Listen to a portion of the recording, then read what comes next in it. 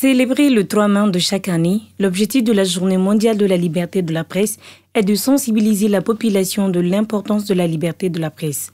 Elle vise aussi à rappeler au gouvernement leurs obligations de respecter et faire respecter le droit à l'information et la liberté de la presse, consacré par l'article 19 de la Déclaration universelle des droits de l'homme. Au Mali, elle est célébrée chaque année par les hommes de médias à travers les organisations fêtières, dont la Maison de la Presse. La journée internationale de la liberté de la presse, c'est pour magnifier la liberté d'expression dans tous les pays du monde. Étymologique même du mot, les journalistes ne doivent pas être contraignés par leurs propos ni leurs opinions. C'est pour cela qu'on dit que la liberté d'expression a une signification profonde, c'est-à-dire pour les journalistes. Même point de vue pour cet élève professeur de l'École normale supérieure de Bamako qui pense que la liberté de la presse est garantie au Mali. Oui, je peux dire qu'elle a été magnifiée parce que quand on voit les choses au Mali, la presse a une grande importance au Mali. Vu la prolifération des télévisions, surtout les informations divulguées sur les réseaux sociaux, vraiment, je peux dire qu'il y a la liberté de presse au Mali.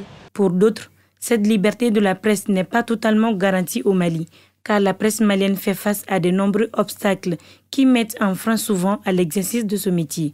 Selon Malik Konaté, certains journalistes ne sont pas totalement libres dans le traitement de l'information. On peut dire qu'il y a une sorte de liberté d'expression, même si les menaces continuent toujours parce que les journalistes reçoivent des intimidations, des menaces, même si des menaces de mort. Donc on peut dire que c'est triste, mais je pense que les autorités maliennes doivent prendre des dispositions pour pallier ou pour trouver une solution à cela. Parce qu'un journaliste qui n'arrive pas à exercer son métier librement, sans pression, je pense que ça va être très très difficile de faire un bon papier ou un reportage comme ça se doit. Donc on peut dire aujourd'hui au Mali, il y a une menace qui plane sur la tête des journalistes parce que tout le monde a peur de parler ou de faire un papier à bon nombre. Le Mali compte une centaine de titres en presse écrite, plus de 400 radios et une vingtaine de chaînes de télévision.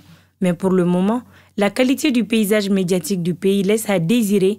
Certains pointent du doigt les désordres dans le secteur et l'absence de professionnalisme de bon nombre de journalistes.